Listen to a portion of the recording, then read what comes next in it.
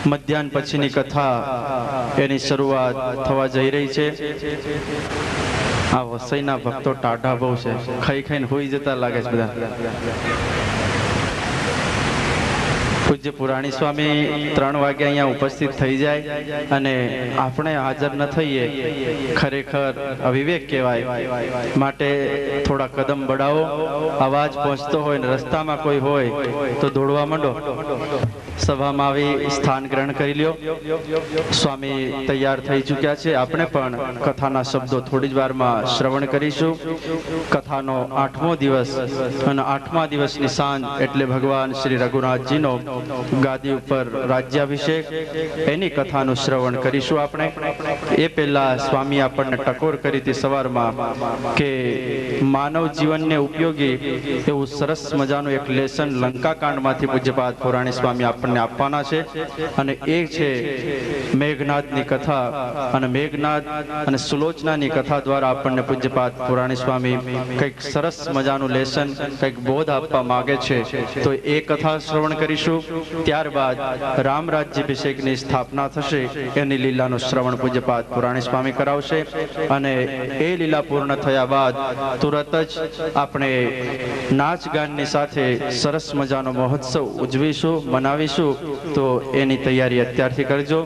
આપ સૌને મેં ગઈકાલે સાંજથી સૂચન કર્યું હતું કે સાંજની આરતી ઉતારવા માટે ઘરેથી દીવડાઓ તૈયાર કરીને લેતા આવજો.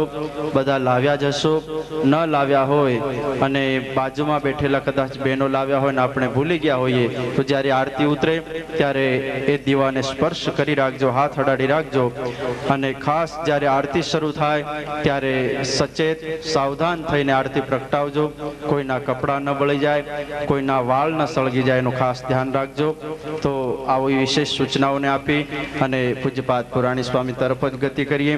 સવારની કથા દ્વારા આપણને પૂજ્યપાદ પુરાણી સ્વામીએ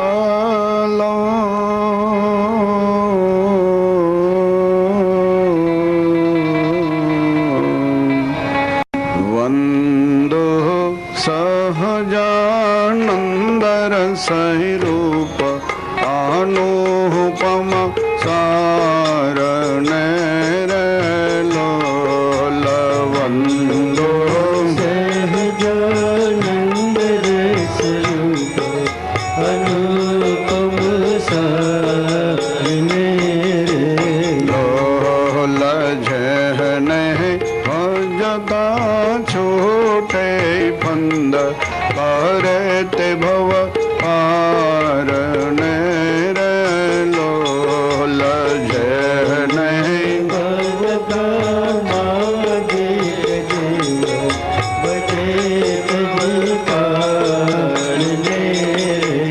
લોલ સમરુ પ્રગટ રૂપ સુખ ધામ અનુપમ નામ ને રે લોલ સમરુ પ્રગટ રૂપ સુખ ધામ અનુપમ નામને રે લોલ જય નહીં ભવ બ્રહ્માદિક દેવ ભજે તે તજી કામને રે લોલ જને ભવ બ્રહ્માદિક દેવ ભજે તજી કામને લોલ જે હરિ અક્ષર બ્રહ્મયાધાર કે પાર કોઈ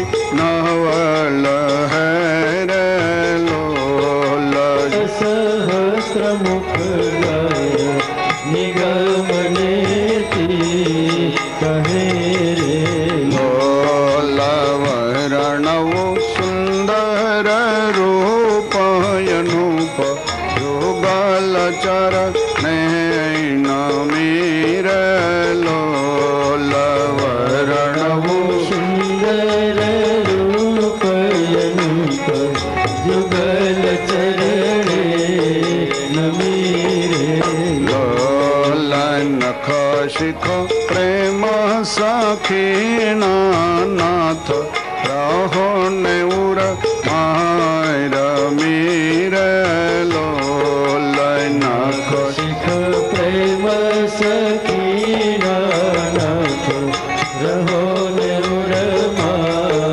રમી રે લોલ વંદો સહજાનંદર સ્વરૂપ અનુપમ સારને રે લોલ વંદો સહજાનંદ સ્વરૂપ અનુપમ શરણે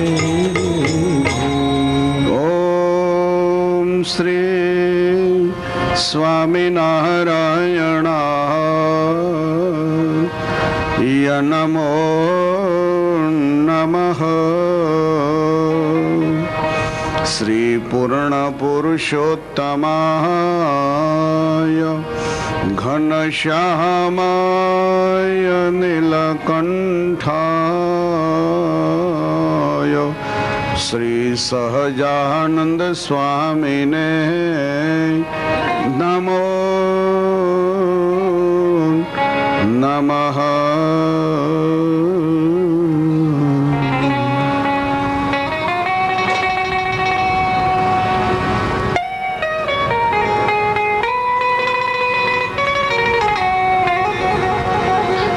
બોલો સ્વામિનારાયણ ભગવાનની જય. શ્રી નરનારાયણ દેવની જય. શ્રી લક્ષ્મી નારાયણ દેવની જય. શ્રી મદન મોહનજી મહારાજની જય. શ્રી રાધાય રમણ દેવની જય. શ્રી ગોપીનાથજી મહારાજની જય. શ્રી બાલકૃષ્ણલાલની જય. શ્રી રામચંદ્ર ભગવાનની જય. શ્રી વિઘ્ન વિનાયક દેવની જય. શ્રી પવન સુત હનુમાનની જય.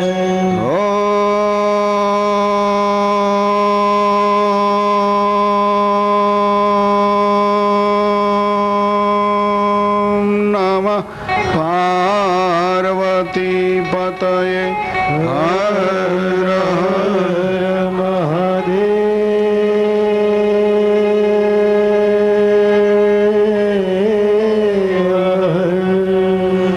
દેખેવું કાલી મોરહૈ મનુ જાય મોરહૈ